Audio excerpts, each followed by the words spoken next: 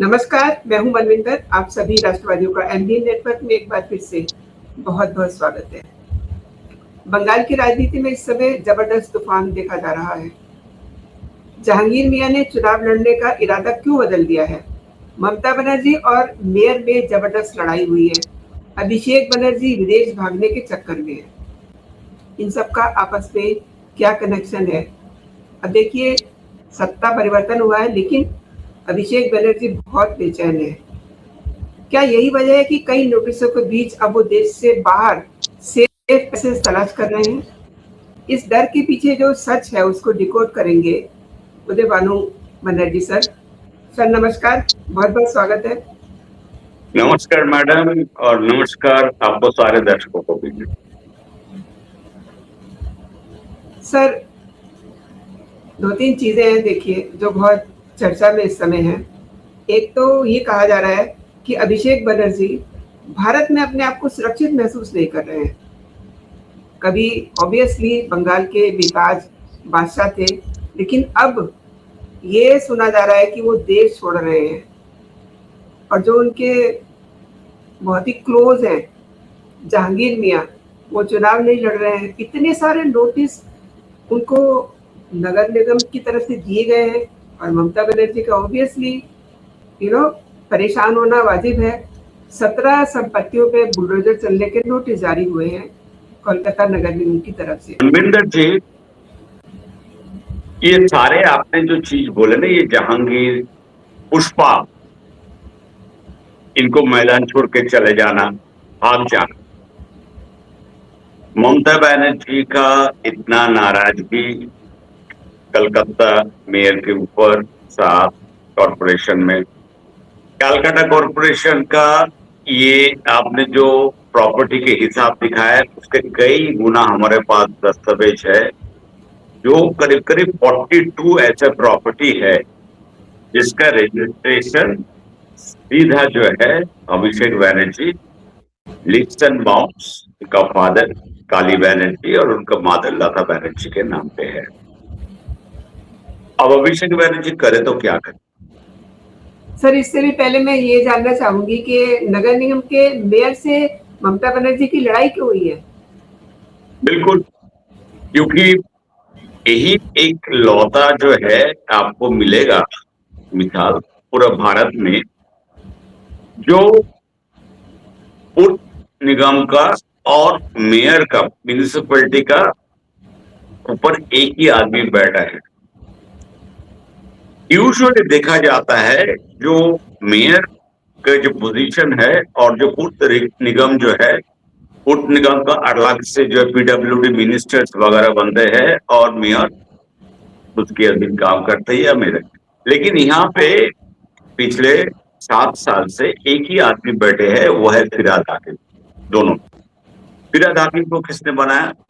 फिरहाद हाकिम सबसे नजदीक ईमानदार साथी है ममता बनर्जी का। जहां ममता बनर्जी वहीं फिरहाद हाकिम। तो अभी फिरहाद हाकिम मतलब अभिषेक बनर्जी के पास, हमने कल जो बताया था, इनके पास नोटिस आए जो इनलीगल कंस्ट्रक्शन, बेनामी प्रॉपर्टी और ये सारे, इनको कहा गया जो आप ये सारे जो है बिल्डिंग प्लान आप सबमिट कीजिए as per rule 41 of Kolkata municipal act. इसीलिए सबमिट कीजिए। क्यों? इनकी जो घर जो है जिसका नाम है शांति निकेतन, उसके अंदर एस्केलेटर है, उसके अंदर लिफ्ट है। तो ये जो सारे प्रावधान जो है, ये क्या बिल्डिंग जो अप्रूव बिल्डिंग है उसके अंतर्गत है कि उसको अपने मन से बना। एक दूसरा बात है, इतने सारे नोटिस जो आ रहे हैं केएमसी से, तो ममता बनर्जी तो इससे बिल्कुल जो उनको तो आग उगल करे, तुम्हें हमने बैठा है, तुमको हमने बनाया और तुम्हारा दफ्तर से ये नोटिस आ रहा है, ये कोई मजाक है? तो फिरहाद हाकिम साहब, जो पता चला तू मैं दोनों को बीच हो गया। उन्होंने साहब बोलते हैं मैडम हम इसमें क्या करें, हमारे ऊपर एक म्युनिसिपल कमिश्नर है, हम नोटिस सिग्नेचर साइन करे नहीं करे, दस्तखत करे ना करे, तो कमिश्नर साइन करके भेज सकते हैं। अब उसको तो कानून तो वही है और उसमें तो कोई परिवर्तन किए नहीं या अमेंडमेंट किए नहीं। तो इसको लेकर के दोनों को बीच आपस में अभी जो है, और इसके पीछे भी पॉलिटिक्स है। फिरहाद हाकिम जो है वो ममता बनर्जी का खेमे का आदमी, और टीम अभिषेक का ये पिछले 3-4 साल से इंटरनल पॉलिटिक्स में देखा गया, क्योंकि टीम अभिषेक जो है वो ज्यादा एक्साइटेड, ज्यादा जोश, ज्यादा गुंडागर्दी, ज्यादा तोड़फोड़, ज्यादा धमकी, इस सारे इसमें फिरहाद हाकिम थोड़ा पीछे चला गया था, और ये अपने जो है नाराजगी बहुत सारी जगह पे इनडायरेक्टली डायरेक्टली बोलते आ रहे। अब इसको आप ये भी देख सकते हैं, जो फिरहाद हाकिम को भी मौका मिला अभी अपना पुराना हिसाब थोड़ा सा अगर कर ले, क्योंकि तब तक भी मौका ढूंढ रहे हैं। डूबती नौका में तो नाव में कोई सफर नहीं करेगा। तो अब हुआ क्या, एक अभिषेक बनर्जी का 42 जो प्रॉपर्टीज है, ये पूरा अभी इस पे जांच पड़ताल चल रहा है, और इनको 7 दिन टाइम दिया गया, या तो आप खुद इसको जो इलीगल पार्ट है उसको तोड़ो। अगर हम जाकर 7 दिन के बाद, अगर आप नहीं तोड़ते 7 दिन के बाद हम जाके तोड़ेंगे, और उसका पूरा खर्चा आप ही से लेंगे। अब हमारे टीएमसी का जो कल्चर 15 साल का जो राज है, पुलिस है तो लीडर, अब पुलिस तो साथ में नहीं है। और मैंने शुरू से 1 महीने से बोल रहा हूं, जहांगीर खान और पुष्पा तो बड़े फंस गए उसमें। बेचारा एक कदम कल भी बताया, घर से बाहर नहीं निकल रहे, क्योंकि उसको मालूम अगर घर के बाहर एक कदम भी रखेंगे कैंपेन में या कोई भी काम में, बाहर जाके मान लीजिए बाजार में साबुन भी खरीदेंगे तो उसके ऊपर जो है 1000 आदमी चढ़ जाएंगे। और ये मॉब जब चढ़ जाता है तो कितना पुलिस साथ में रखेंगे, पुलिस कितना प्रोटेक्ट करेंगे। पुलिस तो उनको खातिरदारी कर रहे हैं वो कैनिंग के दिन से, जब से इनको डिटेन किया। अभी जो है मुझे लग रहा है इलेक्शन अब होने दे दीजिए, 21 तारीख को जो पोल उसने आज बोल दिया हम इसमें पार्टिसिपेट नहीं कर रहे। इसका मतलब क्या, इनका कोई पोलिंग एजेंट वगैरह बूथ पे नहीं बैठेगा। बाकी तो और कुछ नहीं कर सकता, क्योंकि वो तो इलेक्शन का नॉमिनेशन हो गया, उसको विड्रॉ का टाइम चला गया। अभी तो इस टाइम में ऐसा कोई प्रावधान नहीं है जो कोई कैंडिडेट विड्रॉ कर सकता है। लेकिन जो चीज होगा, क्योंकि एक तरफा होगा, और हमारे हिसाब से 60,000 से 1 लाख का मार्जिन से ये भाजपा जीतेगी यहाँ से फलता में। अब जहांगीर खान भी, उनको भी समझ आ गया, जिनका बॉस जो है उनका कुर्सी तो हिल गया, उसका पैर के नीचे जमीन खिसक गई, उनका सर के ऊपर छात पे बुलडोजर चलने वाला है। तो कौन चाहता है ऐसे लीडर के साथ? वो तो सब अपने पल्ले झाड़ देते हैं जल्दी जल्दी। पॉलिटिक्स में कोई किसी का सगा नहीं होता है सब। और हमें जो खबर जो मिली है मैडम, जो सबसे चौंकाने वाली बात है, अभिषेक बनर्जी अभी, क्योंकि वो सांसद है, कई सालों से इनका दिल्ली में कहीं अपना जान पहचान कनेक्शन, जिसके चलते इतने साल से ये मैनेज करते आ रहा है, जो ईडी का अरेस्ट, ईडी का लुकआउट नोटिस, विड्रॉ होना, ये सब करते आ रहे हैं। अब वो भी समझ लिया, अब तो ये गाय दूध देने वाले नहीं है। तो आप ठीक कह रहे हैं, क्योंकि लास्ट टाइम इनको जो लुकआउट नोटिस मिला था, जारी हुआ था, वो तो इन्होंने अपने रसूख से इधर उधर करवा लिया था। लेकिन आपको पता ही है कि जब सत्ता में रहते हैं तब ये चीजें आसान होती हैं, सबूत भी मिटा दिए जाते हैं। अब सत्ता बदल चुकी है, अब अभिषेक बनर्जी को ये डर है कि पुराने राजदार जो है, जो उनके सीक्रेट कीपर है, वो मुंह खोल देंगे तो बड़ी दिक्कत होने वाली है। एंड एक चीज और है भानु सर, जांच एजेंसियों का दावा हमेशा रहा है कि कोयला बालू तस्करी में सीधा जो पैसा है वो कालीघाट के किस पते पे आता था, आपको भी पता है। अब शुभेंदु जी सत्ता संभाल चुके हैं, तो उन फाइलों को सार्वजनिक करने का भी इन्हें डर सता रहा है, इसलिए भी ये बाहर भागने की तलाश में होंगे। बिल्कुल, बड़ा सिर्फ कालीघाट में किस पद पे आता नहीं, यही सिर्फ नहीं है, कौन ले आते थे ये पैसा, कौन कलेक्शन एजेंट थे इनका, शांतनु सिन्हा विश्वास, वो भी तो अभी अरेस्ट है ना, तो उनसे भी तो निकाला जा रहा है। तो सारे ये लॉजिस्टिक का जो है किस रूप से आएगा, पुलिस का गाड़ी से आता था, मैंने आपको बताया था एम्बुलेंस में आता था, और सारे पुलिस एस्कॉर्ट करके ले आते थे। ये सारे दिमाग जो है इसमें दो आदमी का है, एक शांतनु सिन्हा विश्वास और दूसरा जो है हमारे पुराना कमिश्नर कम आईजी राजीव कुमार। जो राजीव कुमार जो है, इनका कोयला घोटाला में इनका बहुत बड़ा एक साथी था उस टाइम में, जो नेता विकास मिश्रा करके, ये अभी फरार है 7 साल से।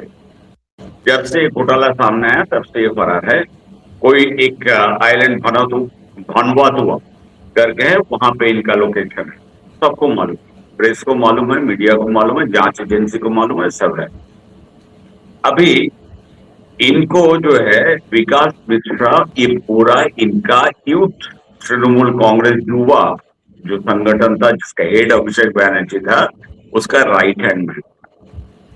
तो विकास मिश्रा चला गया, उसके बाद इनका हवाला, और ये सारे सब कुछ जो बाहर के जितने काम ये करते थे राजीव कुमार जो आईजी, इसको देखा गया था, जिसका घर में जब सीबीआई रेड पे गए थे तो सीबीआई ऑफिसर्स को पुलिस स्टेशन में बुला के उनके अगेंस्ट में एफआईआर करना, और फिर राजीव कुमार के घर से जो है घर के बाहर ममता बनर्जी 2 हफ्ता तक धरने में बैठे, और उसमें सारे कमिश्नर आईजी डीएसपी सब जो है प्लस उनका पार्टी के सब थे। ये सब पुराना कहानी है। अब राजीव कुमार को भी बहुत बार ईडी ने बुलाया, वो अपना जो है, देखिए एक आईपीएस लॉबी जो होता है ना मैडम, ये नौकरशाही में, ये आपको कहीं से कहीं ले जा सकता है, और कहां से आपको फंसाएगा ये भी आपको पता नहीं चलेगा, क्योंकि इनके हाथ में सारे तंत्र जो है, एडमिनिस्ट्रेशन इतना पावर देके ये लोग बैठे हैं, तो इसका पूरी तरीके से यूज या मिस यूज दोनों ये करते हैं। अभी राजीव कुमार सांसद बन गया, राज्यसभा का नॉमिनेटेड मेंबर, टीएमसी का, जिस दिन रिटायर किया उस दिन बहुत कोशिश किया एक्सटेंशन, फिर सुप्रीम कोर्ट आके बोला एक्सटेंशन बिल्कुल नहीं, फिर जाके दूसरा कमिश्नर आईजी हुआ, राजीव कुमार को रिटायरमेंट में जाना पड़ा टाइम पे, 7 दिन के अंदर उनको नॉमिनेट करके राज्यसभा में भेज दिया। अभी ये 3-4 लोग, एक तो राजीव कुमार, दूसरा इनके एक सांसद है, महिला सांसद, जिनको आप देखते हैं कभी 5 लाख का जूता पहनते हैं, कभी 10 लाख का बैग लेके, लेडीज बैग लेकर के आती है। इनके सारे दोस्त बाहर विदेश और बड़े बड़े अंग्रेजी में बहुत बात करते हैं, और लगता है जैसे इनसे ज्यादा मतलब इंटेलिजेंट और सोफिस्टिकेटेड तो नहीं कहेंगे, मतलब, तो ये और एक सांसद है जिनका पुराना ये है क्विज मास्टर, जो आदरणीय प्रधानमंत्री और आदरणीय होम मिनिस्टर को एड्रेस करता है, नरेंद्र अमित, अंग्रेज, उनको बांग्ला बोलने में बड़ा मुश्किल आता है, उनका नाम मैं बता देता हूँ, डेरे गुप्ता है। वो सब अब सबकी बोलती बंद हो गई है, क्योंकि सर एक चीज और मैं आपसे समझना चाह रही हूँ, क्या शुभेंदु सरकार अब अभिषेक बनर्जी के पासपोर्ट और उनके जो यात्राओं का विवरण है, लाइक राहुल बाबा की तरह, तो वो सब समीक्षा भी हो रही है क्या? बिल्कुल ताकि जो है अगर कोई लुकआउट नोटिस मिलता है तो उसको ये डिसओन ना कर सके, उल्लंघन ना कर सके। बिल्कुल ये सारे, और मैं बता रहा हूँ अभी तो सरकार बदलने के साथ जो है स्टेट गवर्नमेंट का पुलिस, इंटेलिजेंस, सीआईडी, सेंटर का इंटेलिजेंस ब्यूरो, ये तो सब अभी एक्टिव हो गया ना यहाँ पे।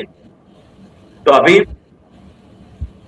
भतीजा को वो सुराग नहीं मिल रहा है जिससे ये भागे। इसको अभी एक ही मकसद है, जैसे भी हो देश छोड़ के जाए, अपना बीवी और बच्चे को लेकर के भाड़ में जाए, अपना पीसी भाड़ में जाए, ये सारे प्रॉपर्टी, क्योंकि सारे प्रॉपर्टी तो सीज हो जाएगा, इसको ऑटोमेटिकली अटैच हो जाएगा ईडी। और ईडी का चार्जशीट में पहले भी 2025 तक इनका नाम है कोर्ट कैम्प में, पूरा अभिषेक बैनर्जी, उनका एड्रेस, पता, सब कुछ चार्जशीट अगर आप देखिएगा उसमें नाम है। तो लुकआउट नोटिस तो जारी होगा, 100% जारी होगा। अभी मुझे दो चीज जो है, मैं जो एंटिसिपेट कर रहा हूं अगले 2-3 दिन में होगा। फिर भी मैं बता रहा हूँ, मैं कुछ ज्योतिष नहीं हूं, लेकिन ये मेरा जो असेसमेंट और मेरे जो इंफॉर्मेशन उसके जरिए मैं बता रहा हूँ। जहांगीर खान 21 तारीख के बाद अरेस्ट हो गए,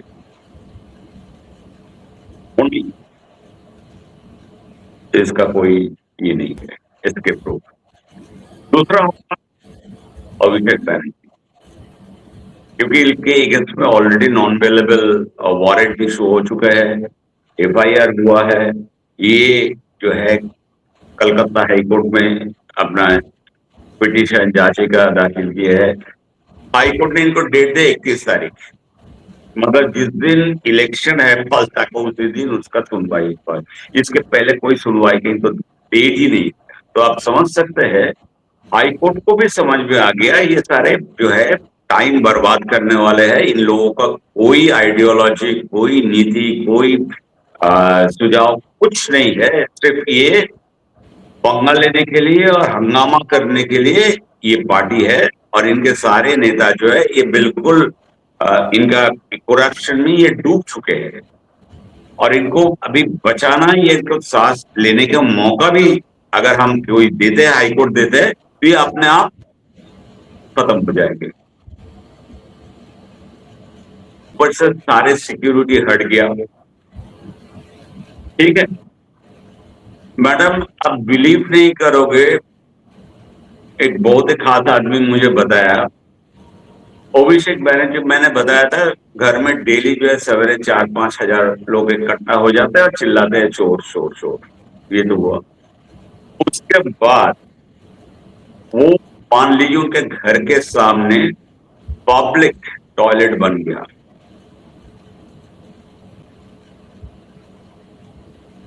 ये हालत है। मुझे सर, आप जो हालत बता रहे हैं, अब जब सेनापति ही अपने लिए सेफ पैसेज ढूंढ रहा हो तो पार्टी का क्या हाल होगा? मतलब अभिषेक का ये डर, तो मतलब टीएमसी का क्या होगा? टीएमसी नहीं रहेगा, टीएमसी खत्म, टीएमसी खत्म।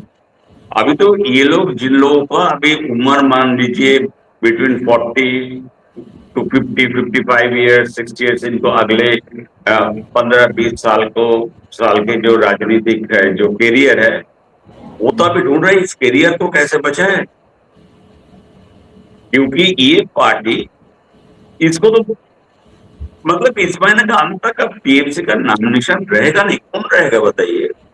काउंसिलर इनके सारे अरेस्ट होते जा रहे हैं, सारे जो है ग्रास रूट लेवल पे जितने आपका पंचायत, उसके बाद इनकी जो मंत्री विधायक सब, अभी देखिए एक तो बहुत बड़ा नेक्सस जो है अभी तीनों अरेस्ट में है, सोना पप्पू, शांतनु सिन्हा, जॉय कामदार, ये तो एक हो गया। ठीक है, इनका कलेक्शन पूरा जो ट्रायंगल जो है ये सारे चलेंगे। इसके बाद जाएंगे देवाशीष कुमार, जो चुनाव हार गए 115 से। ये भी बहुत बड़ा हस्ती है, ठीक है। उसके बाद जावेद खान, जिनको 94 प्रॉपर्टीज। अब सोच सकते हैं इन लोगों को कोई छोड़ेगा कोई भी? मतलब यहाँ पे अगर भाजपा के अलावा और भी कोई अगर सरकार आता, मान लीजिए एक बार सोच लीजिए सीपीएम का सरकार हो या कांग्रेस, इनको छोड़ेंगे इन लोगों को? अगर सरकार छोड़ देगा, पब्लिक नहीं छोड़ेगा, क्योंकि पब्लिक का तो जो है वो तो डर तो खत्म ना, अभी तो भरोसाहीन, भय आउट, तो सब सड़क पे आ गया। और ये सारी चीज देखिए इनका जो है, अब एक समझ लीजिए अभिषेक बैनर्जी या जितना लीडर जो अभी पूरा लेंस के नीचे है, ये सारे जो है इंफॉर्मेशन और अंदर के बात ईडी, सीबीआई, आईबी, सीआईडी को दे रहे हैं। इसका पार्टी के अंदर के मेंबर, इनके साथ जो है राजनीति किया पिछला 10 साल, 5 साल, 7 साल जो भी है इनका संगठन, तो वही लोग तो खबर दे रहे हैं जो कहाँ पे क्या है, कौन सा खजाना में किए, कैसे कितना सोना और कितना चांदी है, कितना हीरे जेवर है। तो एक एक नग नगीना तो इसी से तो निकल के आ रहे हैं ना, जमीन से आके। हम तो देखते थे ये लोग बड़े शरीफ बिल्कुल जो है, और ममता बनर्जी तो अपना सादा कपड़े और जो है रबर के सैंडल पहन के इतने साल चलाया, लेकिन हाथ में जो घड़ी जो है और हाथ में जो मोबाइल है, दो मोबाइल का प्राइस किसी ने तो पूछा नहीं, हो तो 5 लाख का मोबाइल है दो। हाथ का जो एप्पल वॉच है उसका कम से कम वैल्यू होगा 2.5-3 लाख। तो ये कोई पूछा, कोई देखे? 2-2 घड़ियां पहनती है, 2-2 घड़ियां पहनती है। तो ये तो है माटी मानुस। एक्चुअली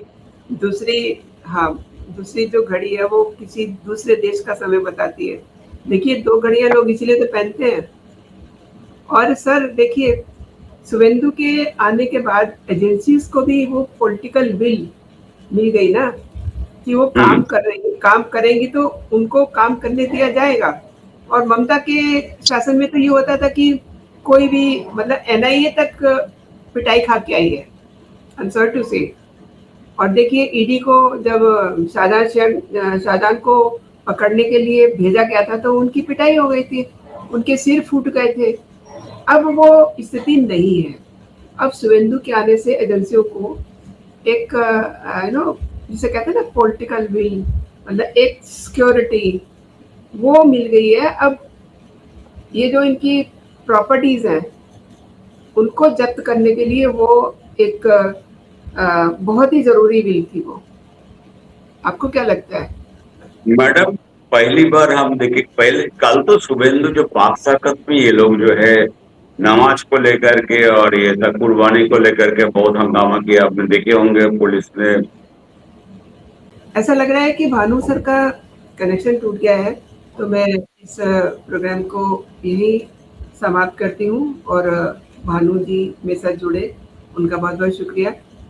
आप सभी जो प्रोग्राम देख रहे हैं, आप लोगों का भी बहुत बहुत धन्यवाद। और देखिए आप वीडियो को लाइक कीजिए, इसको शेयर कीजिए, अपने दोस्तों में भी इसको शेयर कीजिए। अगर आपने अभी तक चैनल को सब्सक्राइब नहीं किया है तो चैनल को सब्सक्राइब भी कर लीजिए।